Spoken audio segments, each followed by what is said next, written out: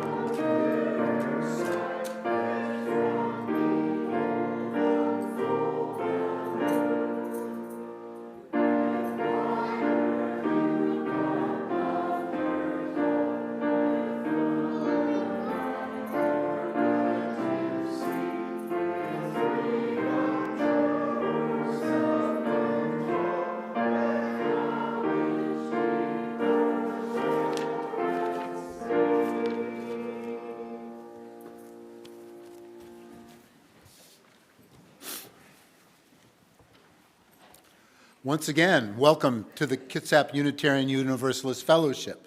We're so glad to be here in this loving, vibrant community.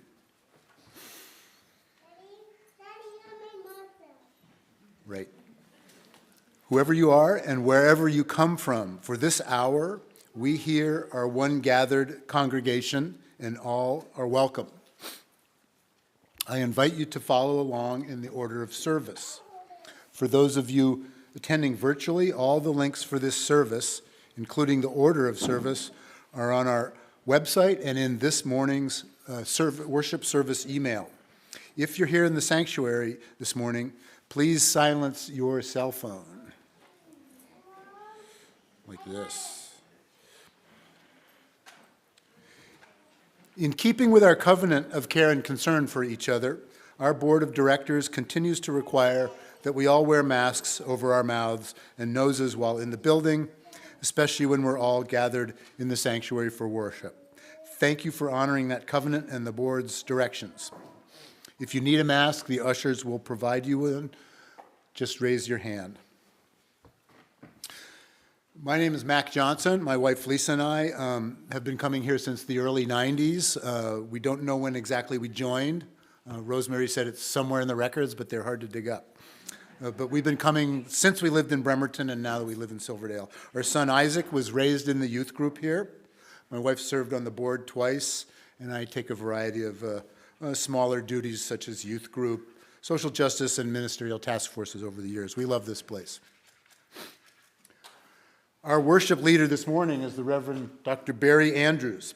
He's Minister Emeritus of the UU congregation at Shelter Rock on Long Island, and he now lives on Bainbridge Island. We're glad to have Reverend Andrews back in our pulpit again this morning. Thank you. We'd love to welcome any visitors. If you are here in person, we all look forward to welcoming you outside after the service on the breezeway. I do have one announcement to share this morning. The conversation with the board regarding KUUF security will be taking place today after the service. Things such as trespassing, vandalism, people in our parking lots. We hope you can stick around for that important discussion. Additional announcements are available on our website, www.kuuf.org,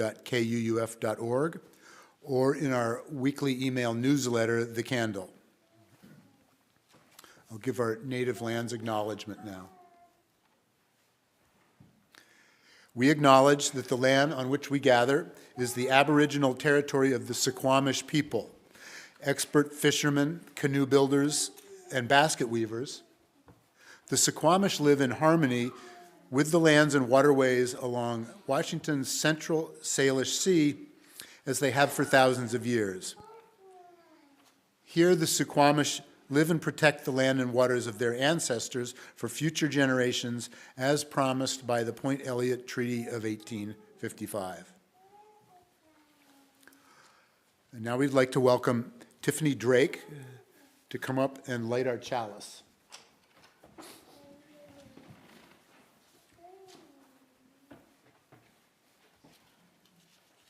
Join me now in lighting our chalice. If you have your own chalice or candle at home, please light it as I read our chalice lighting words. As we light our chalice today, we remind ourselves to treat all people kindly because we are one family, to take care of the earth because it's our home, and to live lives full of life, love, and goodness because that is how we will all become the best that we can be. Now, if you please join me in our spoken affirmation, the words will appear on the screens.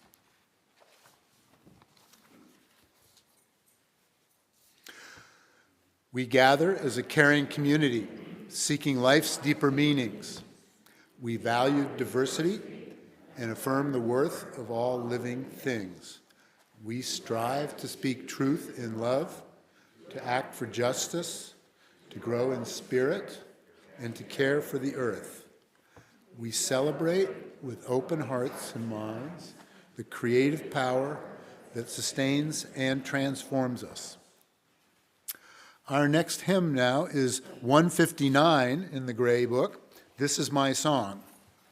This song actually appears twice in our hymnal, here with lyrics by American poet Lloyd Stone, and again as hymn 318, We Would Be One. Please stand in body or spirit to join in singing hymn 159, This Is My Song.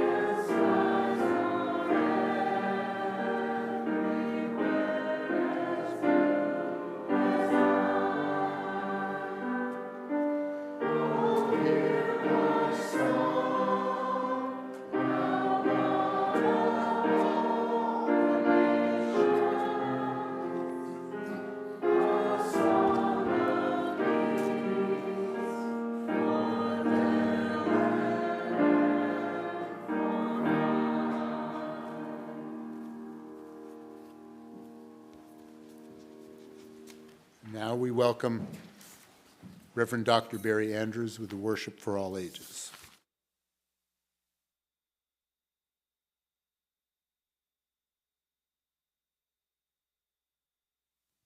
Thank you, Mac.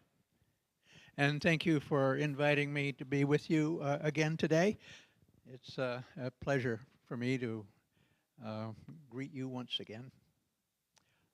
I've been here so frequently over the years that I think I deserve a name tag all for myself.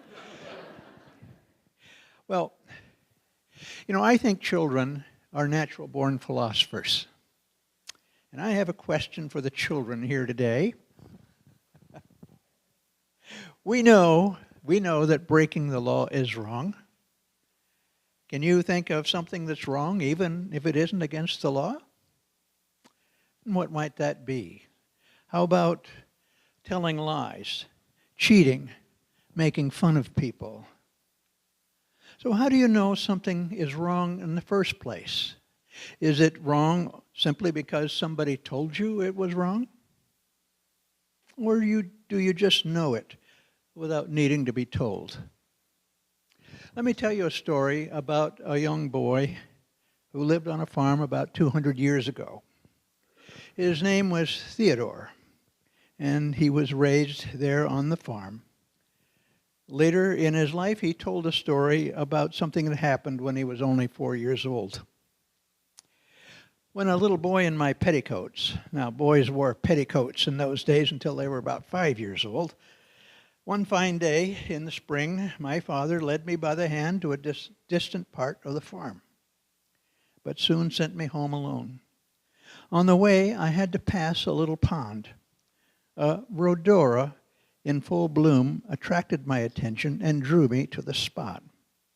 I saw a little painted tortoise sunning itself in the shallow water at the root of the blooming bush. I lifted the stick I had in my hand to strike the harmless reptile. For though I had never killed any creature, yet I had seen other boys out of sport destroy birds, squirrels, and the like. And I was tempted to follow their wicked example. But all at once, something checked my little arm. And a voice within me said clear and loud, "It is wrong." I held my uplifted stick in wonder at the new emotion, the consciousness of an involuntary but inward check on my actions. I hastened home and told the tale to my mother and asked what it was that told me it was wrong. She wiped a tear from her eye with her apron and taking me in her arms said, "Some people call it conscience, but I prefer to call it the voice of God in the soul. If you listen and obey it, then it will speak clearer and clearer and always guide you right. But if you turn a deaf ear or disobey, then it will fade out little by little and leave you all in the dark without a guide. Your life depends on heeding this little voice." When Theodore grew up, he became a famous Unitarian minister in Boston who was known throughout the country for his outspoken opposition to slavery. In Reverend Parker's time, enslaving black people was not against the law, but he knew in his heart that it was wrong, and he used the power of his voice and his popularity as a preacher to speak out against it. Likewise, Martin Luther King Jr. didn't need to be told that discrimination and prejudice against black people was wrong, even if there were laws that prevented them from voting and from attending schools with white children. Conscience is a powerful voice when it comes to righting wrongs. As Theodore Parker's mother said, your life depends on heeding this little voice. Thank you.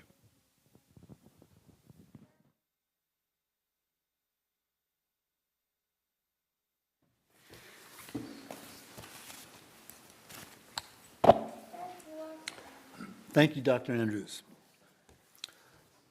Now, if you would please stand again in body or spirit. It's time to sing our children's recessional as they go off to their religious exploration.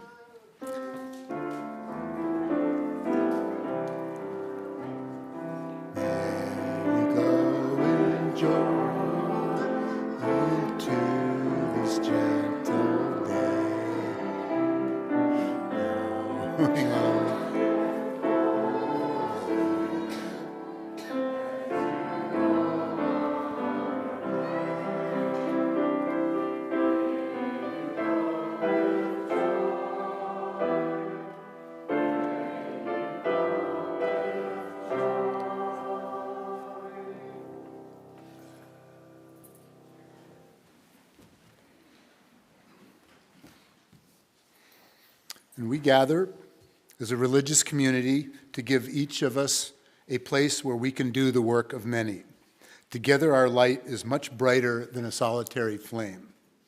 Now is the time in our service when we share in the sacred act of giving, an expression of gratitude transformed into generosity that breathes life into our mission. As part of our mission, which inspires us to act on our beliefs, we share our weekly offering with a local nonprofit agency providing services within our larger community. Our charitable giving recipient for the month of January is the Peninsula Community Health Services. In a moment, our ushers will move among us with baskets to collect the offering. Donations placed in the basket will go to Peninsula Community Health Services. If you would like your offering to be used for KUUF, please use one of the envelopes provided to you with your order of service when you came into the sanctuary. For those joining us online, you may go to our website, kuuf.org, and select the Giving tab for PayPal and mailing information. If this is your first time at KUF, feel free to let the basket pass you by. Your presence is your gift for today. And now let there be an offering to strengthen and sustain our community, which is so sacred to many of us. And let us enjoy a gift of music from our music coordinator, Brian Kenny.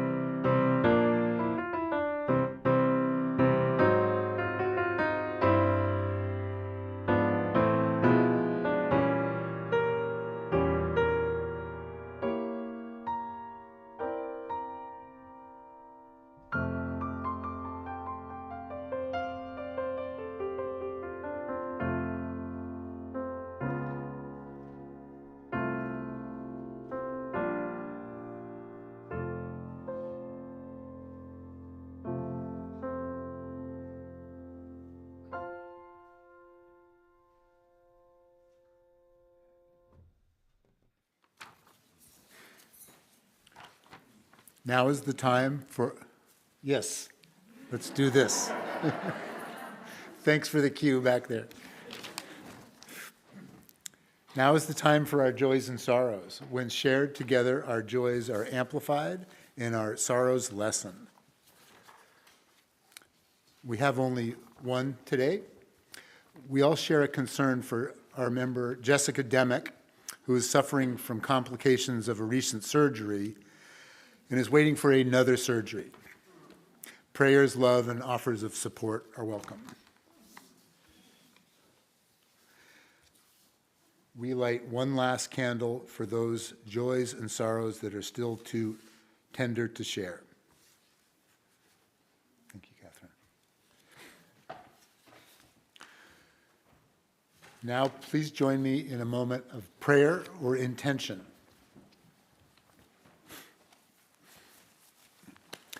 In the spirit of community, in which we find strength and common purpose, we share our joys, our sorrows, our hopes, and our dreams. We have turned our minds and hearts toward one another in trust, giving love, seeking comfort, and celebrating together. We are all part of the web of life that makes us one with all humanity, one with all the universe. In all the moments of our lives, for those loved ones and events shared this morning, and for those we yet hold in the silence of our hearts, we are truly grateful for the love and support of this beloved community. May the spirit of love and life bring peace to us all. Amen, and blessed be. Now please remain seated as we sing Spirit of Life, hymn number 123 in our gray hymnal. The words will also appear on the screens.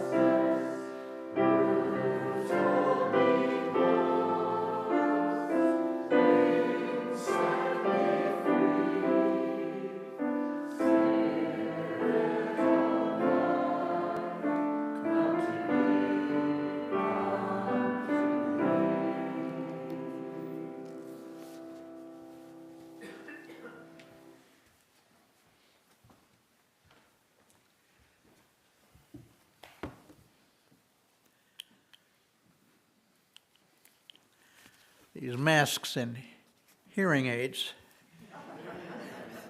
make things difficult.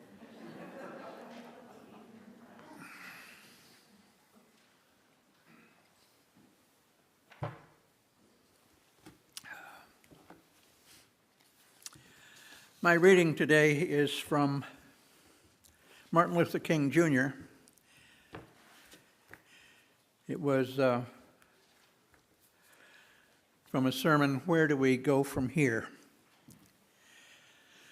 The road ahead will not always be smooth. There will be rocky places of frustration and meandering points of bewilderment. There will be inevitable setbacks here and there. And there will be those moments when the buoyancy of hope will be transformed into the fatigue of despair. Our dreams will sometimes be shattered, and our ethereal hopes blasted.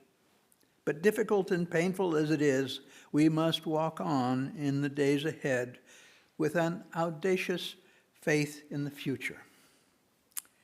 When our days become dreary with low hovering clouds of despair, and when our nights become darker than 1,000 midnights, let us remember that there is a creative force in this universe working to pull down the gigantic mountains of evil, a power that is able to make a way out of no way and transform dark yesterdays into bright tomorrows. Let us realize that the arc of the moral universe is long, but it bends toward justice. Let us realize that William Cullen Bryant is right. Truth, crushed to earth, will rise again. Let us go out realizing that the Bible is right. Whatsoever a man soweth, that shall he also reap. This is our hope for the future. And with this faith, we will be able to sing in some not too distant tomorrow with a cosmic past tense, we have overcome. We have overcome. Deep in my heart, I did believe we would overcome.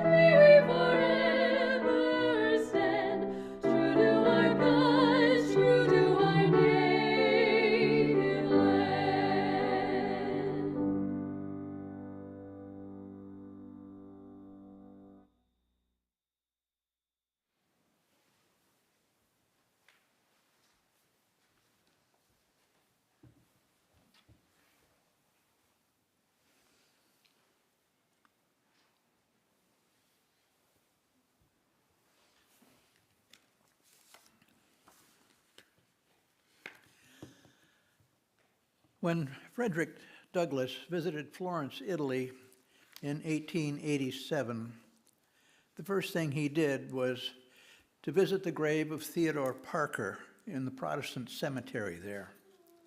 He was saddened to see the sorry condition of the gravesite and arranged to have the noted American sculptor William Wetmore Story create a more suitable monument. Below a bas-relief of Parker's head is the inscription, "The Great American Preacher." His name is engraved in marble, his virtues in the hearts of those he helped to free from slavery. Few people today have heard of Theodore Parker, much less recognize the important contributions he made, not only to Unitarian Universalist theology and worship, but also to our national discourse. As a Unitarian minister in Boston during the 1850s, he drew as many as 2,500 people to hear him preach every Sunday. His sermons and lectures were often printed and widely circulated. He was also a noted social activist who spearheaded numerous reforms, advocating an end to capital punishment and the incarceration of oppressed and marginalized people, urging the improvement of working condition and better wages for laborers, agitating for women's rights and humane treatment of immigrants, the poor, and the mentally ill, and attacking the predatory practices of what he called the merchant class. Of these many reforms, none was more important to him than the abolition of slavery. For Parker, there was never enough time, never enough hours in the day or night to accomplish all he set out to do. As a youth on the family farm near Lexington, Massachusetts, he worked 12 hours a day, plowing fields and building rock walls. In spare moments, he read all the books he could beg or borrow. By the age of 11, he could read Latin and Greek. Still in his teens, he learned French and Spanish, and while a student at Harvard, he taught himself 10 more languages, including Icelandic, Persian, and Anglo-Saxon. Possessed of a prodigious memory, an inquiring mind, and restless energy, he excelled in his studies. His classmates said he read 14 hours a day, devouring works of classical literature, history, philosophy, and science. With money he earned from tutoring and saved by skimping on meals, he bought books, lots of books, so many that friends helped carry them to his room, and he never stopped. One of his biographers described his library. The books sprawled over onto the floor, crowded onto the great oaken table, flooded out of the study and down the stairs, swarmed up to the attic, filled the closets, the bedroom, and the parlor. There were thousands and thousands of them, but he knew them all. No field of learning was ignored. After he died, his books became the core collection of the newly opened Boston Public Library. From a young age, he knew he wanted to be a minister. Upon finishing college, he entered Harvard's Divinity School. His first settlement was a small congregation in West Roxbury near Boston. While there, he began attending meetings of what came to be known as the Transcendental Club. This was a group of young Unitarian radicals, most of them ministers or former ministers, who were critical of Orthodox Unitarian theology and worship. They discussed new views, as they called them, of religion, literature, and philosophy emanating from Britain and Europe. These were heralded by romantic writers such as Samuel Taylor Coleridge, Thomas Carlyle, and German philosopher Immanuel Kant. They also discussed new views of the Bible, advanced by German scholars, which undermined the infallibility of the Gospels. These new views set the radicals at odds with their Unitarian elders. Simmering tensions came to a boil over Ralph Waldo Emerson's address to the senior class at the Divinity School in 1838. In this controversial address, Emerson questioned the validity of Jesus' miracles, the personhood of God, and the teachings of the church. He said that God is immanent in the world, not apart from it. Revelation, he argued, was not a long ago, one-time event. It is continuous and more likely to be found in nature than in the words of the Bible. Andrews Norton, the so-called Pope of the Unitarians, condemned Emerson's remarks as the latest form of infidelity. Parker stirred similar controversy himself with a sermon he delivered for the ordination of a ministerial colleague in 1841 called The Transient and Permanent in Christianity. Drawing upon his extensive knowledge of other religions and cultures, Parker concluded that the forms of religion, creeds, scriptures, and rituals are mutable, changing over time. With respect to Christianity, this is no more evident than in the case of the Trinity, a doctrine concocted at the Council of Nicaea 3 centuries after Jesus' death, now rejected by the Unitarians as unscriptural. What is more, the claims of Christianity rest no more on the authority of Christ than the axioms of geometry rest upon the authority of Euclid. Even if Jesus had never lived, Parker said, the truths he taught, his doctrines respecting man and God, the relation between man and God, with the duties that grow out of that relation, are always the same and can never change.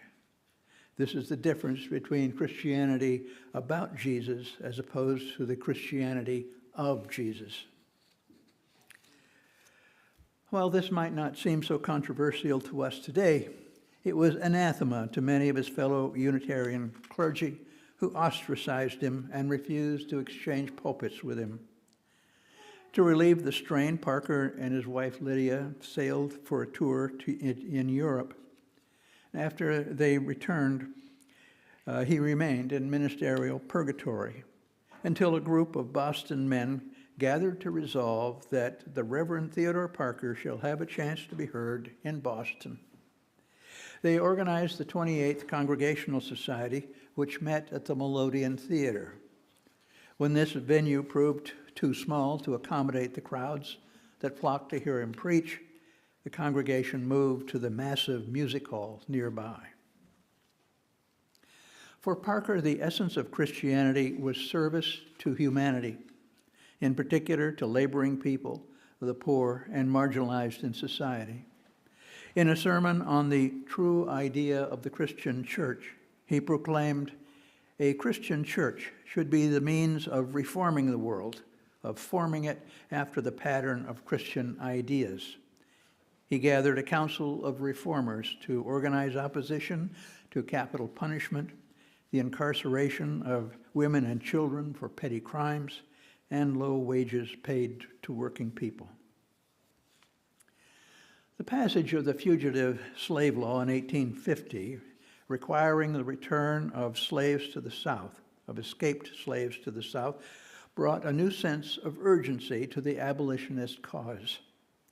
In addition to his powerful sermons condemning slave owners and their northern collaborators, Parker organized vigilance committees and harbored fugitive slaves in his house. He led an unsuccessful attack on a courthouse to free Anthony Burns, a fugitive slave who had been captured by slave hunters. He was indicted for offending against the peace and dignity of the United States, but never brought to trial. He helped raise funds to purchase rifles for free state settlers in Kansas, fending off attacks from pro-slavery forces, and was a member of John Brown's secret committee of 6, privy to Brown's plans to foment an anti-slavery rebellion. In opposition to the Fugitive Slave Law and the U.S. Constitution, which endorsed slavery and gave slaveholders undue political influence, Parker cited a higher power enshrined in the Declaration of Independence, which, in his view, superseded the Constitution. Slavery was a moral evil. It was a crime against nature and humanity. This was an intuitive fact, a transcendental truth. In sermon after sermon, he railed against Southern slaveholders and their Northern sympathizers. Because of this, he was called the best hated man in America. For his own protection and that of fugitive slaves he took into his home, he kept a loaded revolver on his desk. Adding to the burden of preaching to thousands of people each week, he also rode the Lyceum circuit throughout New England and the Midwest, giving as many as 40 lectures a month. If that wasn't enough, he founded, edited, and wrote for the Massachusetts Quarterly Review. He drove himself. He didn't know how to relax or take a break. His unrelenting pace took a toll on his health. At the age of 47, he reckoned himself a man of 60. While lecturing in upstate New York in the late 1850s, he came down with pleurisy, an inflammation of the lungs, which took him 8 months to recover from. He began coughing blood, a sure indication of consumption, at the time one of the leading causes of death in New England. In search of better health, Parker and his wife went to the West Indies in January 1859. A few months later, they sailed for Europe, ending up in Florence, where Parker died in May 1860. Of him, Ralph Waldo Emerson said, "He was willing to perish in the using. He sacrificed the future to the present, was willing to spend and be spent, felt himself to belong to the day he lived in, and had too much to do that he should be careful for fame." In his own day, Parker was widely known, if not notorious, for his preaching, writing, and reform efforts. Not so much today. Anonymously, however, his legacy continues in our national discourse. The well-known phrase in Lincoln's Gettysburg Address, "of the people, by the people, and for the people," was taken from one of Parker's sermons sent to Lincoln by a friend. And more recently, Martin Luther King Jr. paraphrased Parker's words when he declared, "The arc of the moral universe is long, but it bends toward justice." These words were woven into a rug in the Oval Office of the White House during Barack Obama's presidency. For all the wrongs Parker held our country to account for: slavery, a war of aggression against Mexico, the exploitation of the laboring classes, the removal of native populations, the ill treatment of poor and marginalized people, the lack of women's rights. In spite of it all, he had faith that these wrongs would in the end be righted. The quote was taken from a sermon Parker delivered in 1853. In that sermon, Parker said, "Look at the facts of the world. You see a continual and progressive triumph of the right. I do not pretend to understand the moral universe. The arc is a long one, and my eye reaches but little ways. I cannot calculate the curve and complete the figure by experience of sight. I can divine it by conscience, and from what I see, I am sure it bends towards justice." He surveyed the fall of tyrannies of church and state in centuries leading up to his own. The name of justice, the rights of man, shook down their thrones and organized victory at every step, he said. He was confident that in the same spirit, the evils of his own day, slavery, injustice, inequality, would be confronted and dealt with. Was Parker's confidence justified? Was he naive to believe that the arc of the moral universe bends toward justice? Do we have grounds for being optimistic about the future? Steven Pinker, author of Better Angels of Our Nature, argues that indeed we do. The thesis of his book is that our era is less violent, less cruel, and more peaceful than any previous period of American history. He marshals a convincing amount of evidence to make his case. The rate of death from war and murder has dramatically declined over the centuries. As violent as the 20th century was, it was less so than previous centuries. The same can be said for other measures of human progress. Generally speaking, people today live longer, are better educated, and healthier than ever before.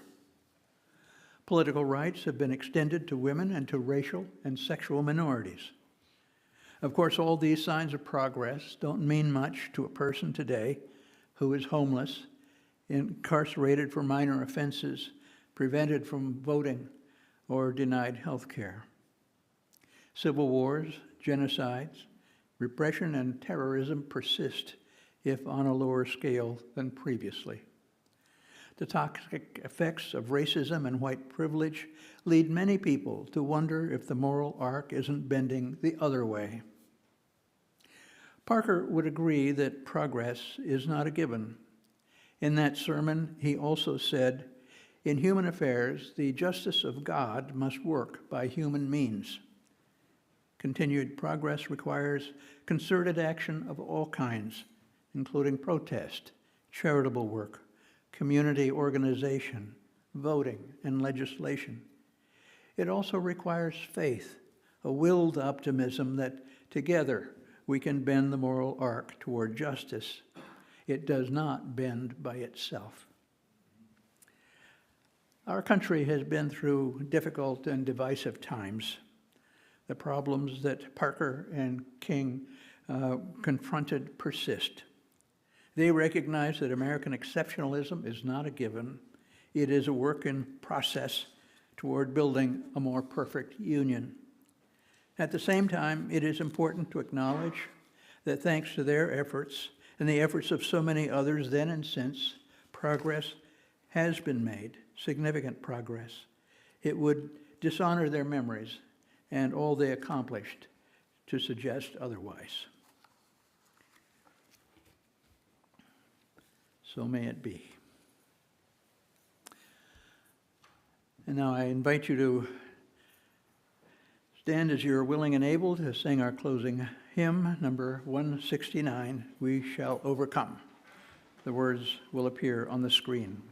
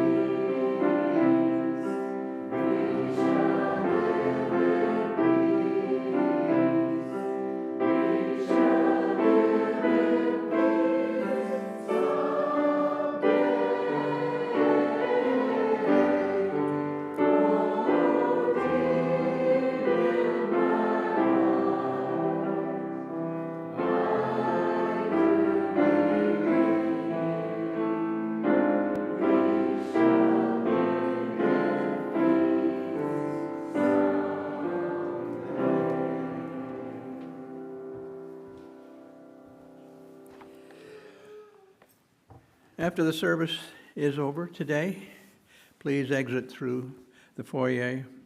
You're encouraged to greet one another outside. Coffee and tea will be served in the breezeway. For my closing words, I offer these from Theodore Parker. Be ours a religion which, like sunshine, goes everywhere, its temple all space, its shrine the good heart, its creed all truth, its ritual works of love, its profession of faith, divine living. Amen. So may it be.